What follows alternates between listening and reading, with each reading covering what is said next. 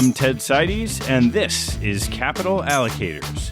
This show is an open exploration of the people and process behind capital allocation.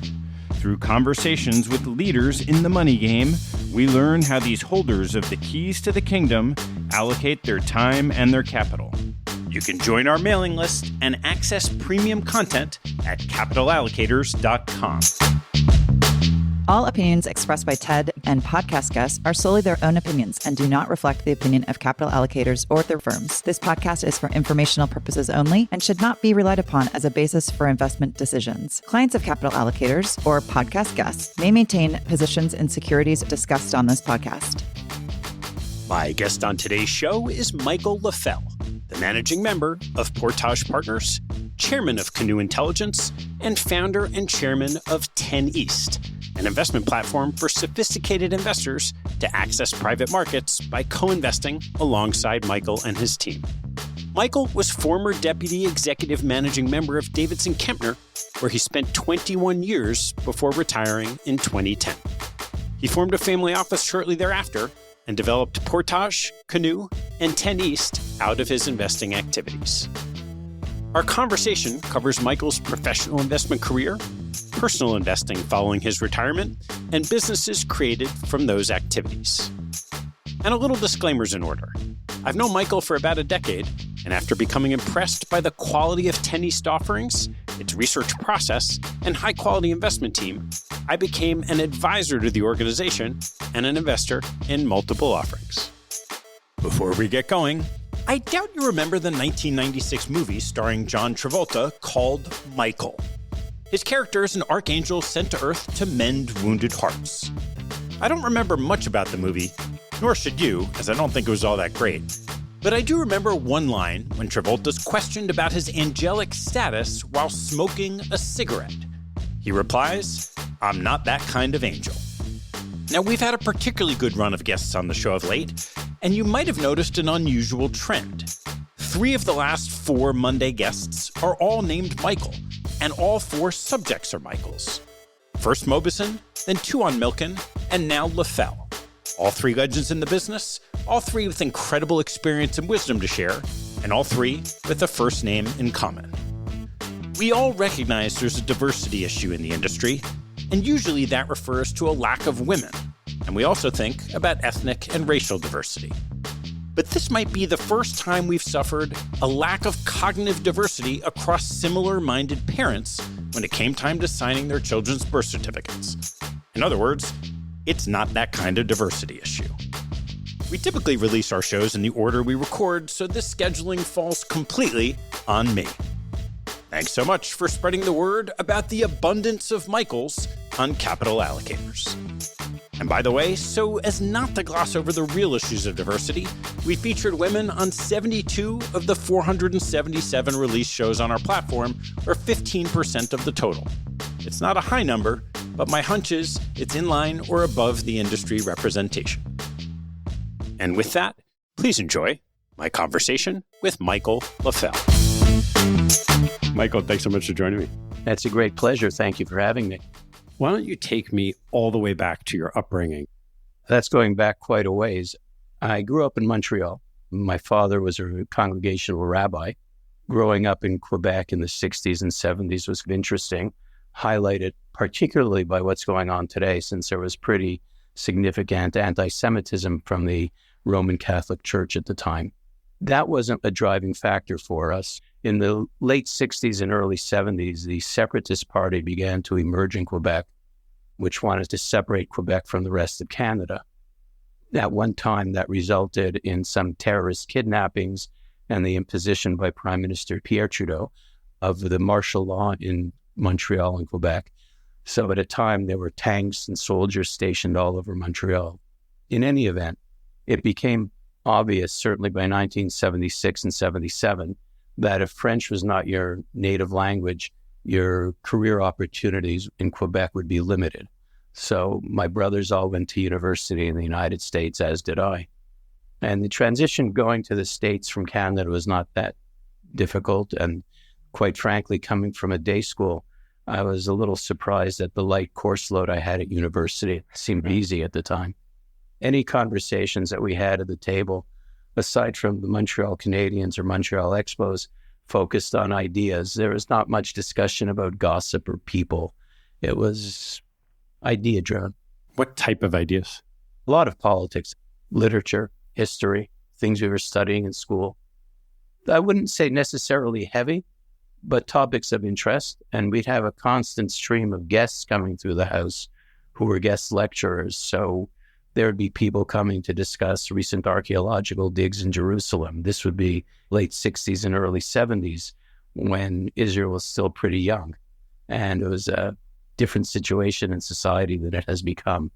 We'd have chancellors of universities come and tell us what was going on in their schools. So it was a pretty dynamic environment. And as the youngest of four, I tended to listen more than speak. Of all those ideas that were around you, do you remember any of them really capturing you back then? Not really.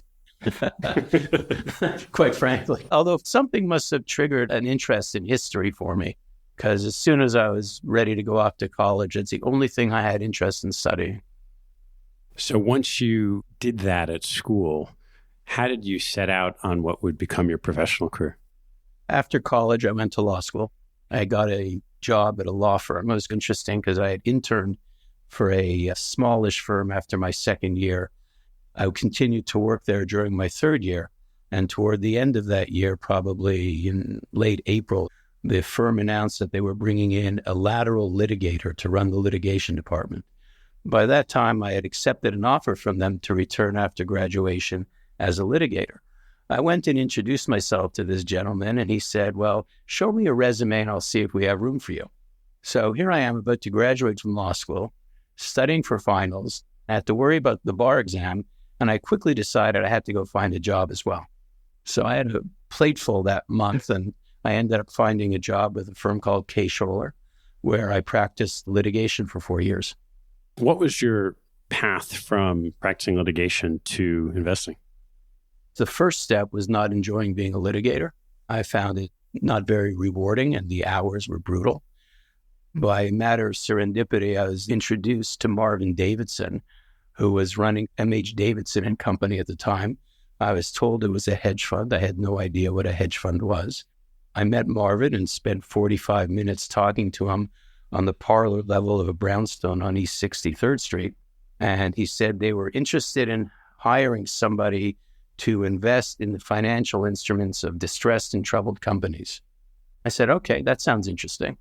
And as I was leaving, he said, make sure to introduce yourself to Tom Kempler, and don't let the grass grow under your feet.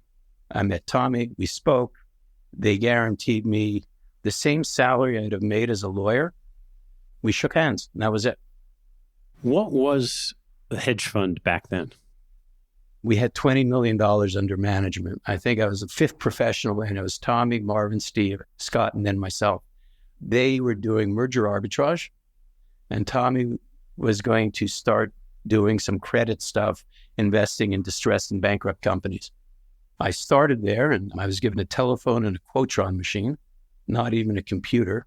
The first assignment that Tommy asked me to do was to model out the 5-year financials for the Public Service Company of New Hampshire, which was then in bankruptcy because of the Seabrook nuclear reactor. And I modeled it out with a Hewlett-Packard 19B2 and an accounting ledger. And the amazing lesson from that is when I look at a spreadsheet today, I actually understand what each cell means. And from that first project, what was the first big set of opportunities that you saw? So that would have been 1988 that I went there. And shortly thereafter, Drexel started to go bankrupt. And then we had the savings and loan crisis. So that created a bunch of unforced sellers of bank debt and bonds. So the first big opportunity we really transacted in that was new was buying bank debt. And bank debt did not historically trade. So these were one-off transactions. It was pretty much a small group of banks and funds that were doing it. I think Goldman Sachs, Oppenheimer and Company, Lehman Brothers, Bear Stearns. We were there. Randy Smith was there. Maybe Chuck Davidson was playing around at Steinhardt Partners a little bit. So we started buying bank debt. And then the real entertainment came when we had the opportunity to buy an unfunded revolver. Marvin had this thing. He would call you up to his office several times for the proponent of an investment to explain it. And you'd go over it and over it and over it. And he'd pick up any difference in the presentation and question you about it. So to try to explain to somebody that you were buying an unfunded revolver at 50 cents on the dollar, and the seller is going to give you 50 cents. So if we're ever unfunded, you just pocketed 50 cents, was pretty entertaining. And we ended up doing it. But the lesson there was we were completely focused on what we were doing. We were buying senior and secured debt in bankrupt and troubled companies. The bankruptcy laws at the time entitled us to collect interest, either current or to accrue it. And if our analysis was correct, there was relatively modest risk of losing capital. The point there was to take those fundamental skills and gradually extend them into other areas. We weren't going off on adventures. We weren't going off in tangents. We were taking baby steps one at a time to extend what we did into newer areas. What was the competitive landscape like in the early years? I think back then there's probably more opportunities and capital chasing it. It was a club of people. There were people you'd want to invest alongside with, and there were people you would avoid.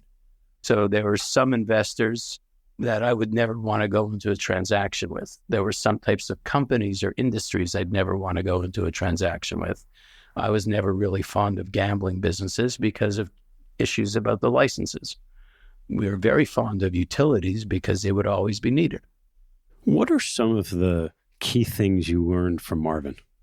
The first thing is always look for an advantage. What kind of edge can you get in something? So in the early years, we would have someone stationed at the SEC. And when a company we were following filed something, this person or company would take it and fax it back to us. And we had those rolls of fax paper that if you didn't read it quickly enough, the print would disappear. So you can't get that edge anymore. Information is too quick and too free-flowing. But that was a lawful edge we could get. So that's number one.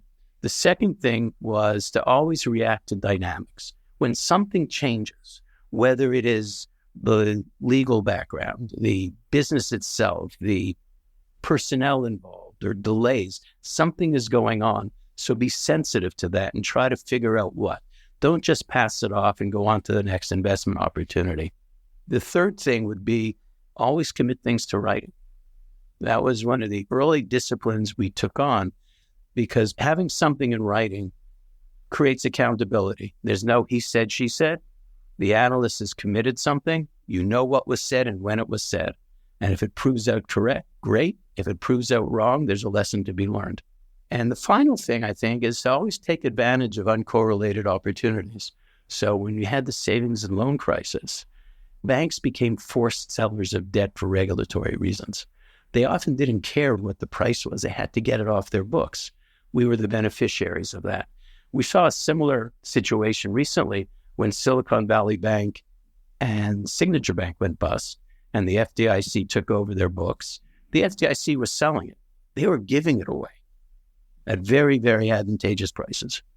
What was M.H. Davidson became Davidson Kempner and has been one of the longest standing funds through a few iterations of succession. And I'd love to hear what you saw in the dynamics of the organization that allowed it to continue to succeed as long as it has. DK just celebrated its 40th year. I think the key element there is hiring the right people, coaching them in the right way. There's a way of thinking about things. There's a way of being disciplined in what you do, of being focused in what you do, being honest, transparent, logical.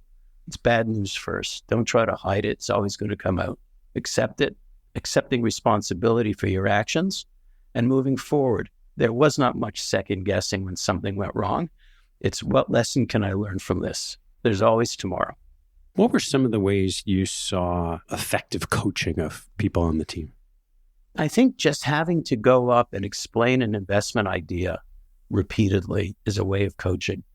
It's not overt coaching, but it's a way of coaching. Tell me what you think. Tell me why you think it, why we should do it, how much capital we should commit. Then do it again. Over time, you get to really know whether you have a good idea or not. The other big coaching thing here is never rush. When somebody is rushing you to make a decision, back then it was enough to say, I'm not doing it. And to this day, I won't do it.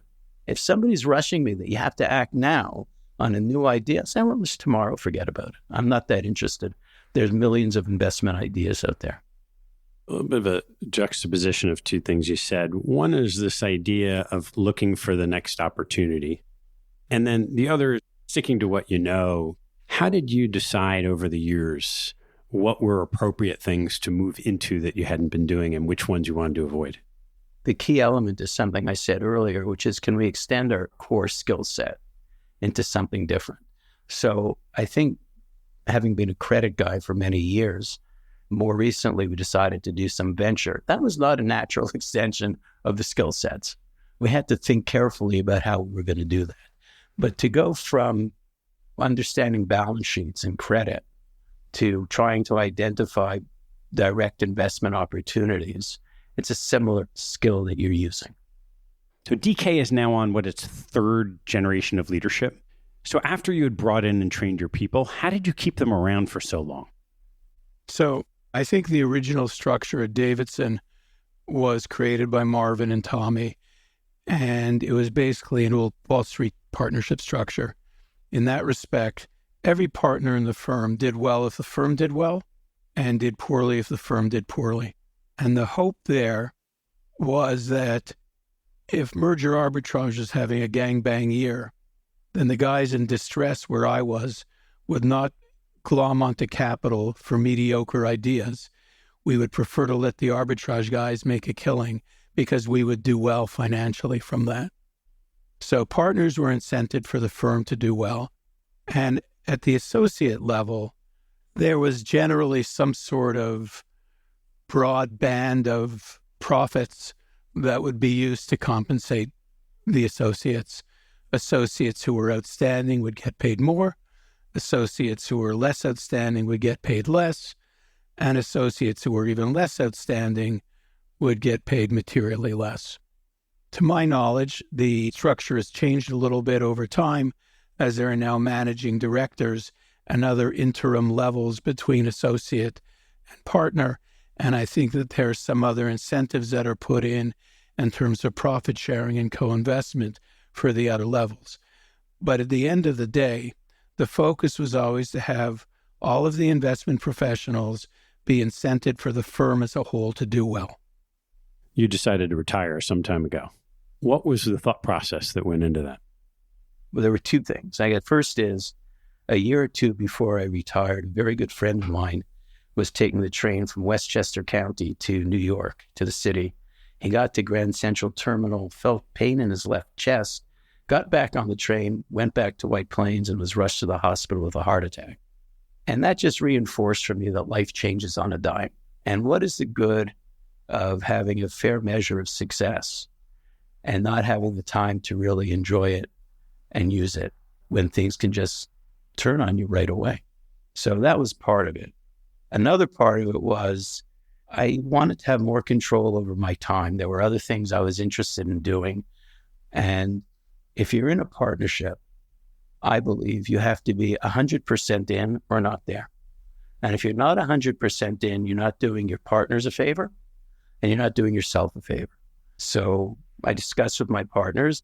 They had asked me to stay on for a year beyond my original target to make for an orderly transition. And it went very smoothly, I'm happy to say. And it gave me the opportunity to spend more time with my children, to really delve into some reading that I had not focused on for years, and to develop my philanthropy in a more meaningful way.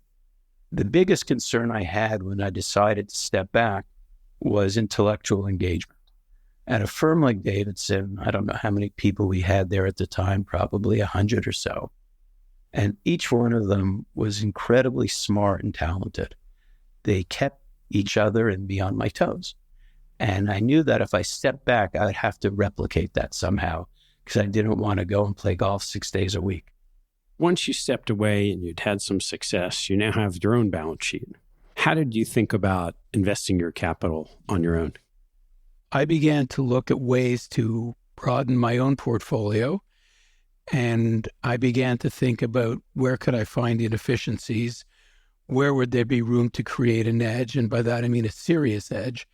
And that arena was obviously in the private markets. In those markets, we see mispricing and information asymmetry. Now, of course, you have to be on the right side of that. And that's something we spend a lot of time trying to assure we are. To create a vehicle for finding those investment opportunities, I started what originated as my family office. It was called Portage Partners. The original idea was to create a nimble vehicle that could compound my personal capital through cycles. I wanted to be diversified. I wanted to be flexible. So when we look at the private markets, some of the large investors are geared to certain strategies that incentivize them to write huge tickets irrespective of the market environment. In a way, that's indiscriminate capital deployment, which is really a big no-no in investing. It's something to avoid. Over time, we had some other investors come into the fold, and they were pretty shrewd guys who liked our model, who had all made money on their own in the markets. Each of these individuals added significant value to us, and we call them partners. Today, we have a thesis-driven focus on capacity-constrained niche exposures across all sorts of private markets. We opportunistically invest across all sectors, vehicles, but it is usually under a particular theme that unifies the investment. Some of these themes we have focused on in the past, for example, would be cybersecurity, onshoring of production and manufacturing, logistics, and multifamily real estate. Every time we extend our tentacles into something new, we do it very gradually. We take baby steps to make sure we understand the area and gradually get more aggressive. The fundamental strategy is to bring institutional quality diligence to mid-market opportunities where we believe we can generate outsized returns. Over the last 12 years, I guess that has proved to be the case. What are your favorite types of investments?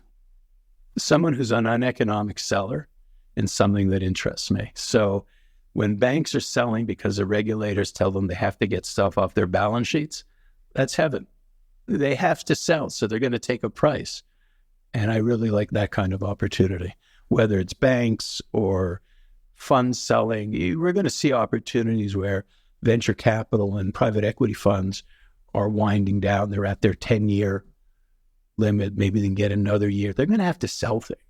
So hopefully we can be in a position to take advantage of that. How do you conduct diligence when you're on your own? The diligence comes in several very interesting aspects. First, you must diligence the sponsor who's bringing the idea to you. You want to do background checks on them, validate their honesty, their integrity, their transparency. You want to get a sense of whether they are good investors, what's the quality of their diligence. And to do this, the team meets with the sponsor several times. And before we actually make an investment, I have a face-to-face meeting with them. Then we would also diligence the specifics of the idea, the thesis of the idea. Is it something that makes sense to us? Is it in a geographic area that we understand? So if somebody brings us an opportunity in Spain, I'm less likely to jump on it than if somebody brings us an opportunity to redevelop garden apartments in South Carolina. It all drives down to who's bringing the idea and what's the nature of the thesis behind it. If we can get comfortable with those two things, then I will often do a test transaction with the sponsor to validate how they work and how we work with them. Is their reporting good? Are they responsive to our questions? Do they talk to us? You would be surprised at the number of sponsors who, once they get your money as an investor, don't really want to pick up the phone. And we would be remiss to put our investors and our partners in a situation where a sponsor doesn't want to speak with us.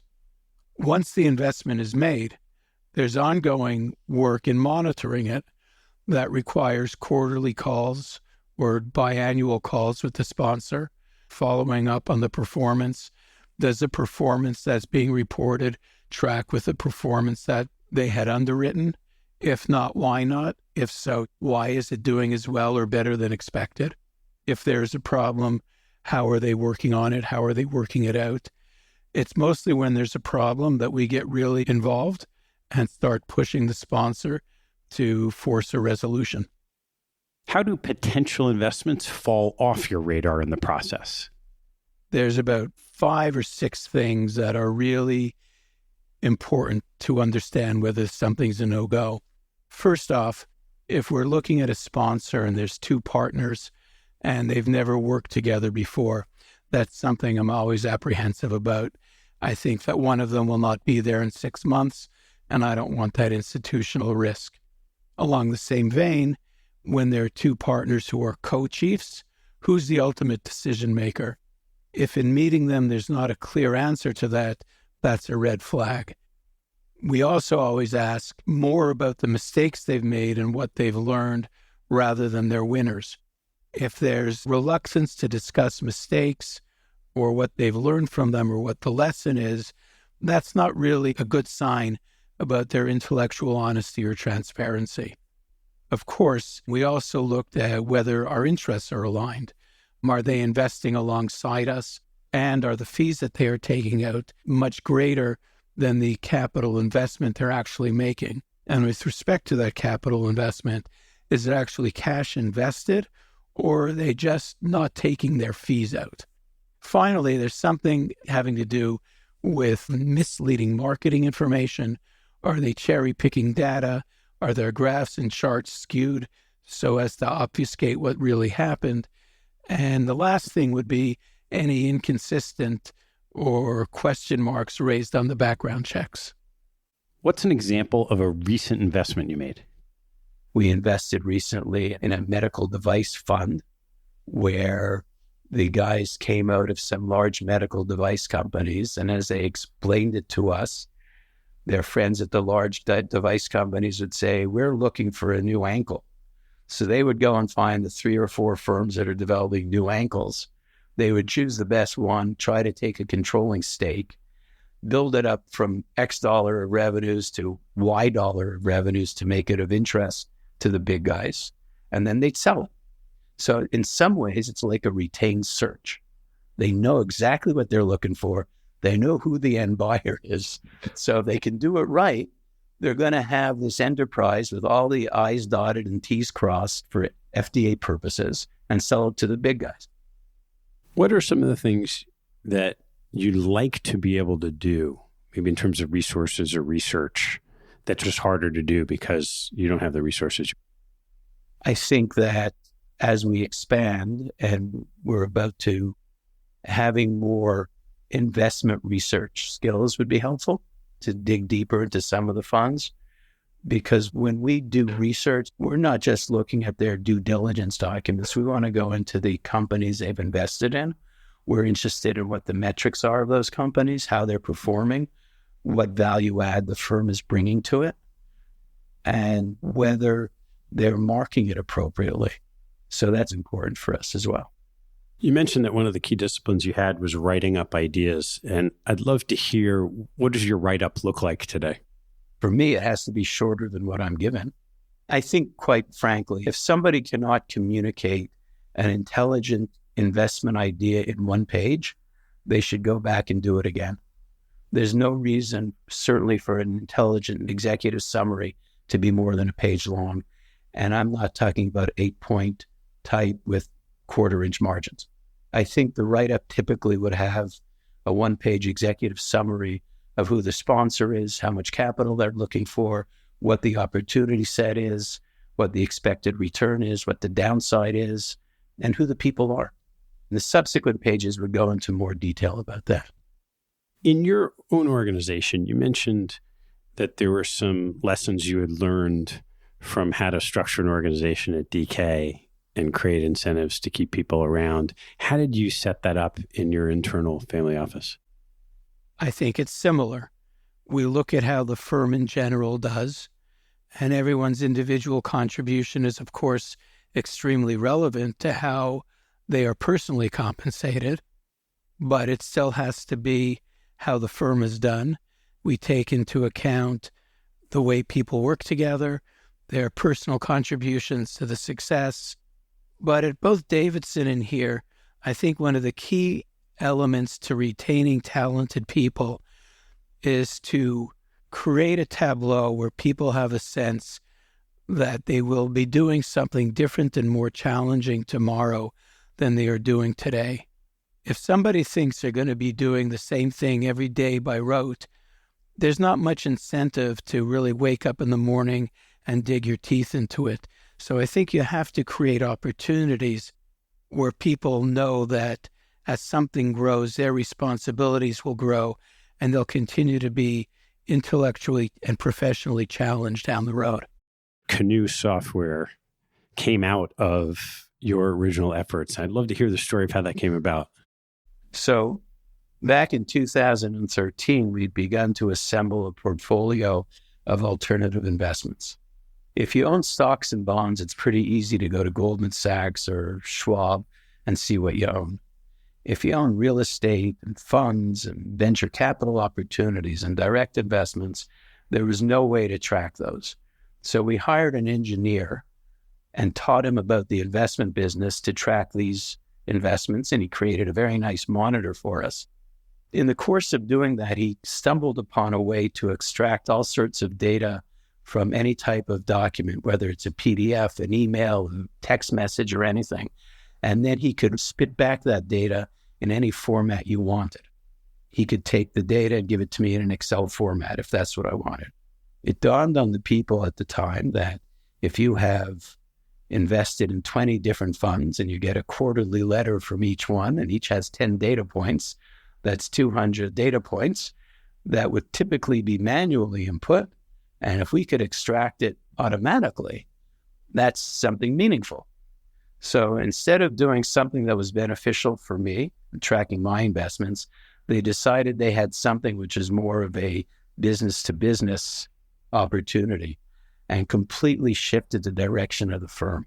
We spun it out, raised money for it on 3 separate occasions. The most recent was February 2023. The enterprise called Canoe Intelligence now has 140 employees, offices in New York and London. Its customer base is comprised of blue chip banks, asset managers, administrators, and it's only getting better. So Canoe's not the only business that seems to be coming out of your original family office activities.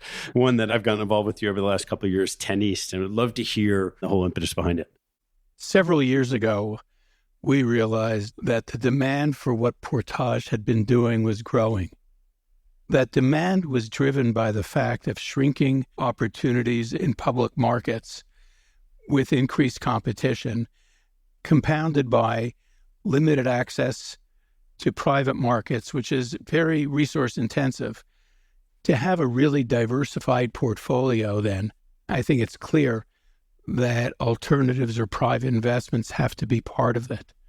Our track record over the previous decade has been pretty strong, and we had de-risked our thesis in many ways. So here we were, we had this great track record, and we had built up a very deep bench of talented investment partners. And the rebrand to 10 East was just a natural extension of what we had been doing for the previous decade or so. We hired Travis Stevens, who was at business school at the time, and he did a market study and concluded that there were a bunch of other firms out there who were selling alternative investments using financial technology. Those firms had all raised a lot of money from venture capitalists, and none of them were investors. They were all techies. And the key difference from them to what we do is the quality of our investments were materially better. We had an institutional approach. We were focused. We diligenced them on our own. And some people think this is highly relevant, but I personally invest in everything that we do. Travis Stevens then came and joined us full time. Then we hired Jay Gregory to be our COO. And we built a customer service business. 10 East is a way for individuals to participate in the same investments, basically, except they do it on a pay-as-you-go basis. They pay fees that vary depending on the particular investment. What has driven this in large part is that private markets are increasingly becoming a focal point for sophisticated investors and their portfolios. So these dynamics all combine to create an opportunity for Portage to expand beyond its core families. We started 10 East to create a community of sophisticated investors who could curate their own alternative portfolios from our opportunities. We are seeing incredible enthusiasm from our membership in this because they are seeing opportunities that they would not get from JP Morgan or Citibank or Goldman Sachs. And that's not in any way to disparage those firms. They have a different priority. They have to put items in their private bank that can sell to their entire network. We're interested in our smaller opportunities. So in that respect, we're very different from the large institutional banks. Our members will derive the benefits from a community-based ecosystem flywheel, high quality and well-vetted deal flow, and that will in turn attract more sophisticated clients. This increased purchasing power opens up new sourcing opportunities and the ability to hire more people to diligence better. So as that flywheel starts spinning, what have you seen on changes in sourcing of these ideas? It's a little early to tell right now, but I think we're seeing more incoming calls from people wanting to get exposure to us and asking us to look at things.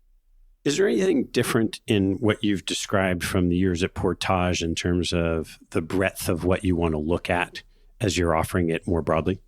At this point, I would say no, but given my experience, I don't rule anything out. There are things I will rule out. We're not going to invest in China.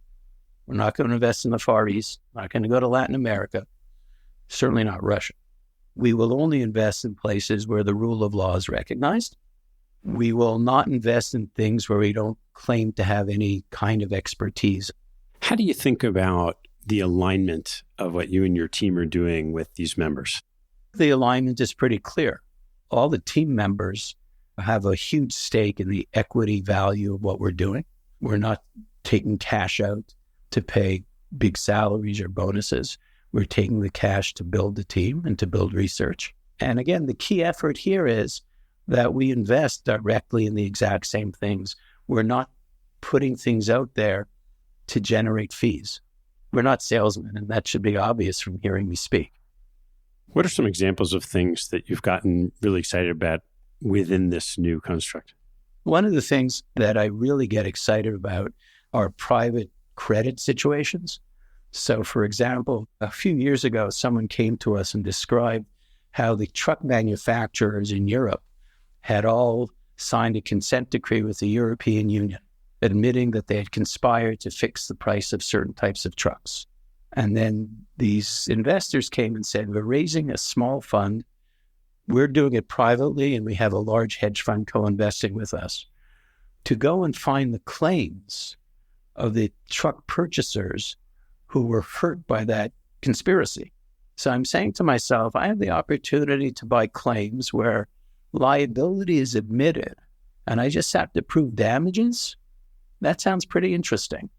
Now, the risk there is the liability was incurred back in 2001 through 2003, well before today's digital age. So somebody had to figure out how to go and get the invoices and talk to the purchasing people about those trucks. But assuming that could happen, this presented a very interesting opportunity. And it would not be heavily exploited because it would have to be litigated in several different countries. So it wouldn't have the immediacy that a lot of funds require. So that was fun. That was interesting to me. More recently, we've had success in some other domestic litigation finance where we don't bet really on having a slice of the equity of the ultimate outcome. We would finance a law firm, for example, in the Boy Scout litigation. We knew there was going to be a settlement. It was going to be X billion dollars.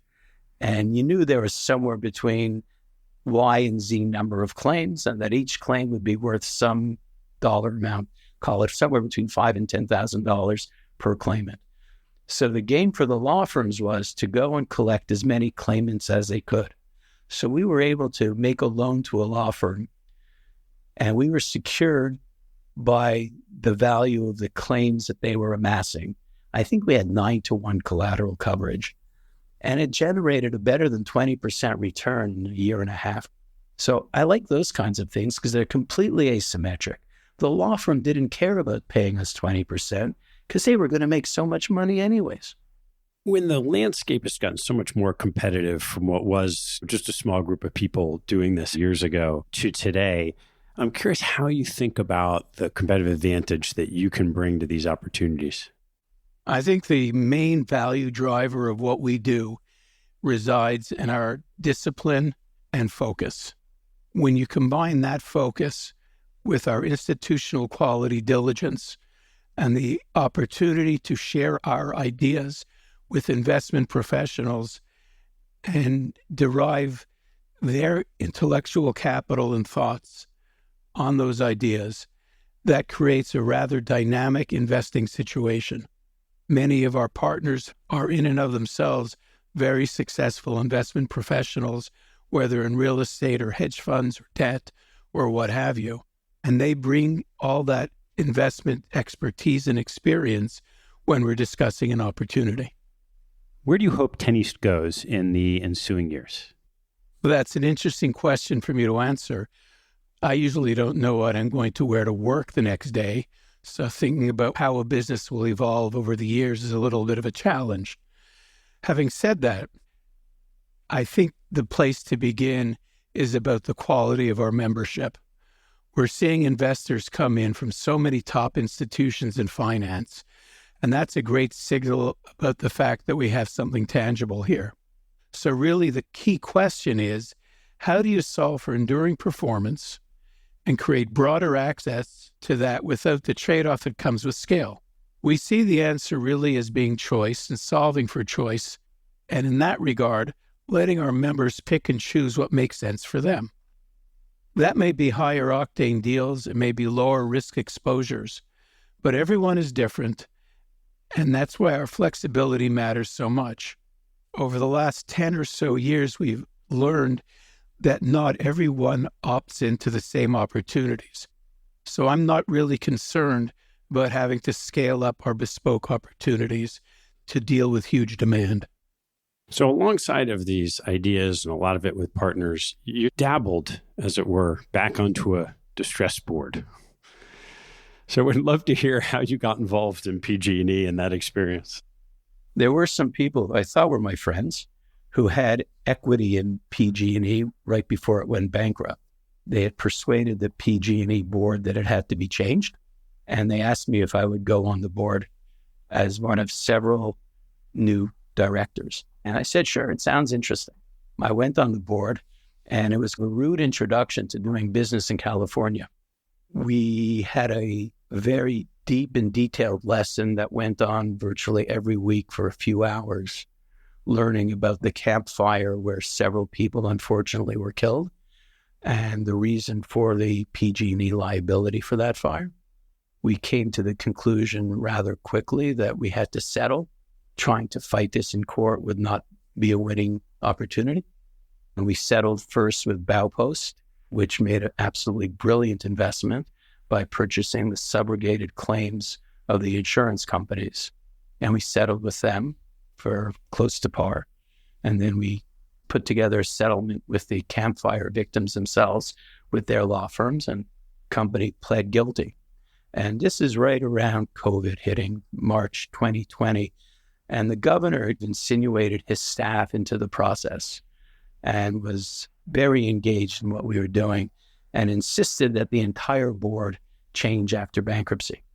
Now, I don't know why the governor was picking on our board since we had just paid off everybody, but he insisted that everyone change. And some people on the board persuaded his representatives that getting rid of 14 directors was not the smartest thing. We had to keep at least 3. I had the fortune of being chairman of the governance and nominating committee. And when I said yes, never in my life did I imagine I would have to find 11 directors between April and May to change come June.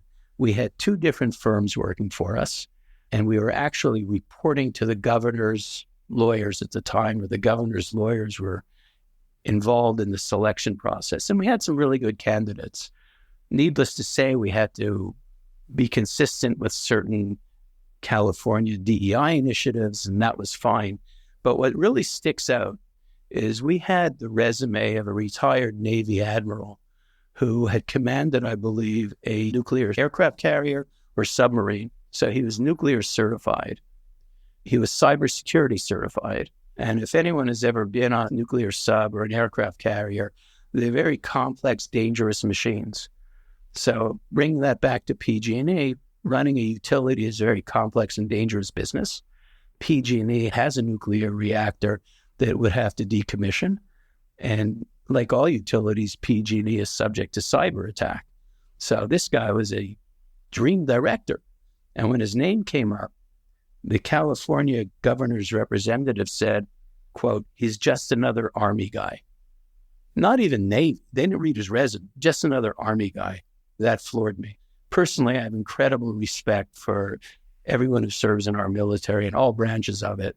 When you meet them personally, you realize the skill, the talent, the commitment, the brain power that they have. And to be so dismissive is just incredibly offensive. And I think reflects very poorly on the state and the lawyers themselves who were selected by the governor to represent him. So what'd you do? We hired him. How long did you stay involved on the board? I was off by the end of June 2020. All these interviews were done on Zoom. It was an incredible process. Touch a little bit on philanthropy, and I'd love to hear a little more about your engagement. We created a foundation in 1999, and the vast majority of the effort goes to Jewish education and dealing with Israel. This is going back to 2000, well before the current situation. And we spend a lot of time teaching people in the diaspora about the importance and centrality of Israel to their Jewish peoplehood. Obviously, after October 7th, there were immediate short-term and long-term needs. So we dealt with the short-term needs with a very quick grant to UJA Federation of New York. Some people were advocating that we should go and look for different organizations on the ground in Israel. And I didn't want to waste my time doing that. I felt that the Federation had teams on the ground. They knew where the money was needed. They would be the best capital allocators for that. I'm actually going to Israel to take a look and get a better understanding of what the long-term needs are going to be. And I think those long-term needs are going to be focused primarily on the dislocated refugees within Israel who cannot right now go back to their homes in the south near Gaza or up north near Lebanon. Well, Michael, I want to make sure I get a chance to ask you a couple of closing questions. What is your favorite hobby or activity outside of work and family? I really like woodworking. I enjoy crafting things. I think that there's a certain satisfaction that I derive from starting something with literally a piece of wood and seeing what it looks like at the end. It's physical, it's tangible, it's right there. And I can leave it for 3 months and then come back to it and it hasn't moved. There's no change at all. What's one fact that most people don't know about you? Apart from woodworking, I guess most people might be surprised that I played hockey for 50 years. I played hockey growing up right through college. And then we had a game up here in Westchester. And that was pretty good also because the people who played ranged from beginners to Division I players, from firemen and policemen and electricians to bankers and lawyers and doctors. And when you get on the ice, everyone's the same. So it's humbling and brings you back to your roots. What's your biggest pet peeve? On the investment side, my pet peeve is when somebody comes to me and says, this is the best thing out there. And my response is, I don't care. I want to know if it's really the best thing in absolute terms. Subjective quality doesn't work for me. And the other thing I don't like is failure to accept responsibility. I don't like it when somebody tells me it's always somebody else's fault. Accept it, learn from it, and move on. Which two people had the biggest impact on your professional life? I would say it's probably Marvin Davidson and Tom Kempner. I think they showed a way of investing, discipline, thoroughness, intellect, honesty, transparency, a certain sense of humility that you wouldn't expect. Marvin would teach that the best way to generate wealth is compounded returns and avoid loss. Stop looking for the greener fields. Stick to what you know and you'll be fine. What's the best advice you've ever received? Show up and be diligent. In the military, they say, if you're on time, you're 5 minutes late. All right, Michael, one more. What life lesson have you learned that you wish you knew a lot earlier in life? I think it's perspective. I think it's understanding that when you're in the heat of things, in the heat of the moment, and the world's on fire, you tend to think everything's going to hell in a handbasket. It's not. There's always tomorrow. Things settle down. You don't know how things will shake out. So try to remain calm, and it'll work out. Well, Michael, thanks so much for sharing your long journey and these new opportunities with Tennies. Thank you very much for having me. I appreciate the chance. Thanks for listening to the show. To learn more, hop on our website at capitalallocators.com, where you can join our mailing list, access past shows, learn about our gatherings, and sign up for premium content, including podcast transcripts, my investment portfolio, and a lot more. Have a good one, and see you next time.